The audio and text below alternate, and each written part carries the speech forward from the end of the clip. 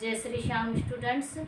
मैं ज्योति शर्मा राजस्थान जीके की क्लास में आप सभी का स्वागत करती हूँ। स्टूडेंट्स, राजस्थान जीके के अंतर्गत हमारा राजवंश का टॉपिक चल रहा था, राजस्थान के प्रमुख राजवंश, जिसके अंतर्गत हमने मेवाड़ का गुइल वंश पढ़ लिया, मारवाड़ के राठौड़ पढ़ लिए और बीकानेर के राठौड़ भी पढ़ लिए और कुछ किशनगढ़ के राठौड़ पढ़ लिए। अब हम आज पढ़ने वाले हैं चौहान वंश, और चौहान वंश की उत्पत्ति इन सब के बारे में आज हम पढ़ने वाले हैं। तो स्टार्ट करते हैं। चौहान वंश। चौहान वंश की उत्पत्ति के विषय में बहुत विवाद है।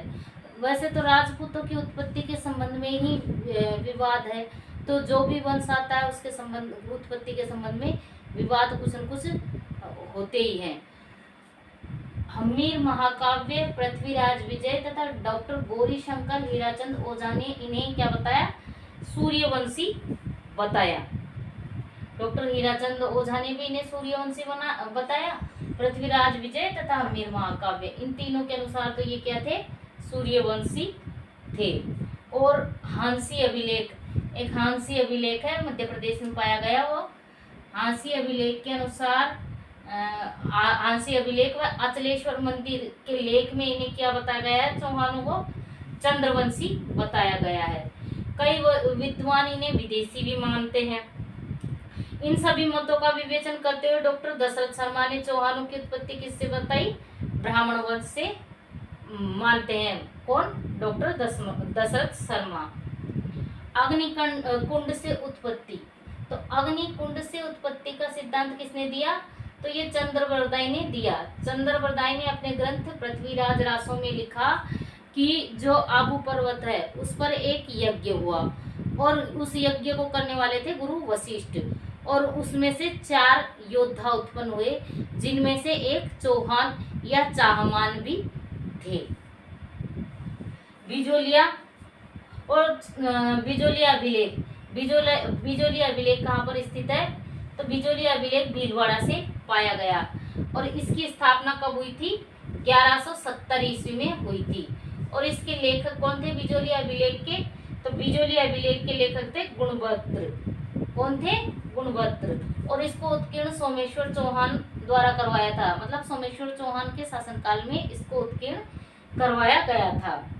और जो बिजोलिया शिलालेख है, इस अभिलेख को पार्श्वनाथ मंदिर के समीप लगा हुआ है ये अभिलेख, और यहाँ पर जैन श्रावक लोलक ने इसको लगवाया था।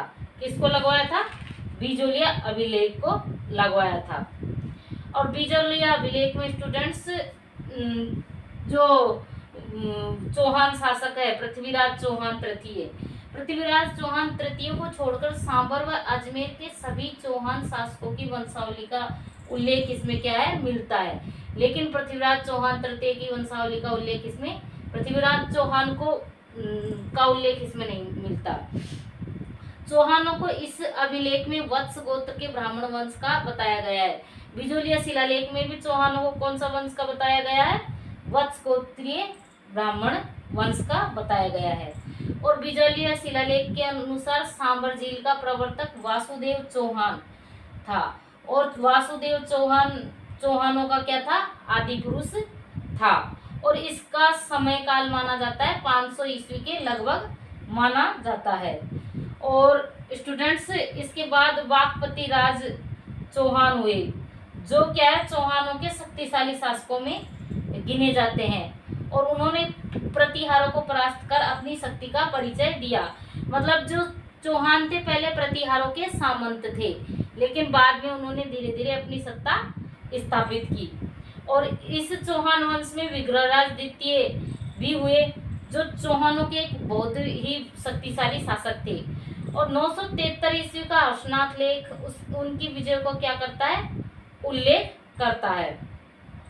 और बिजोलिया अभिलेख में कुछ शहरों के प्राचीन नाम भी दिए गए हैं, जैसे भीनमाल को कहा जाता है श्रीमाल, सांबर को सपादलक्ष, जालोर को जाबालीपुर, ऊपरमाल को उत्तमाद्री, नागौर को अहिछत्रपुर, और बीकानेर को जांगल देश कहा जाता है।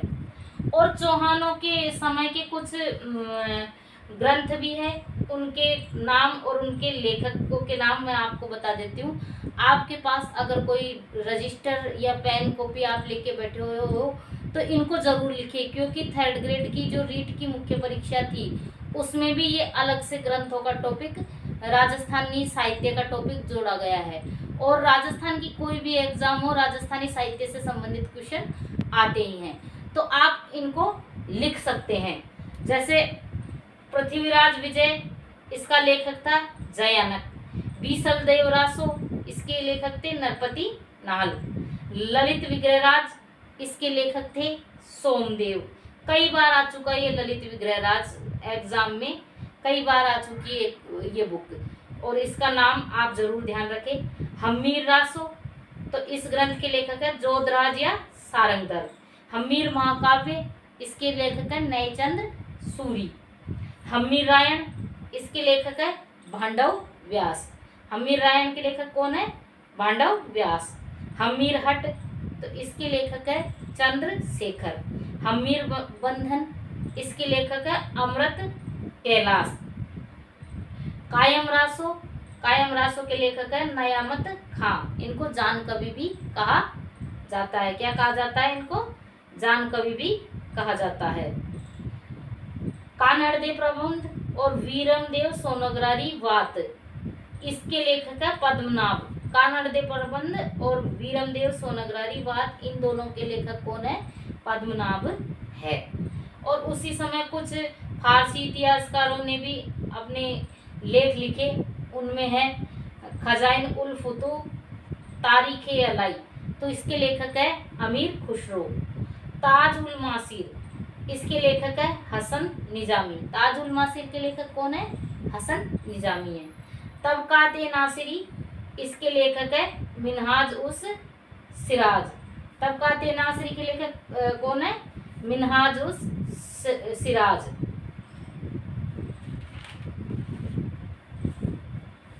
और चौहानों का मूल केंद्र किसे माना गया है? तो चौहानों का मूल केंद्र सांबर या शाकंभरी को माना जाता है। इसको सपाट लक्ष्य भी कहा जाता है। सपाट लक्ष्य का मतलब है 1.25 लाख गांवों का समूह। और चौहानों की प्रथम राजधानी कौन सी थी? तो चौहानों की प्रथम राजधानी थी अहिछत्रपुर नागौर।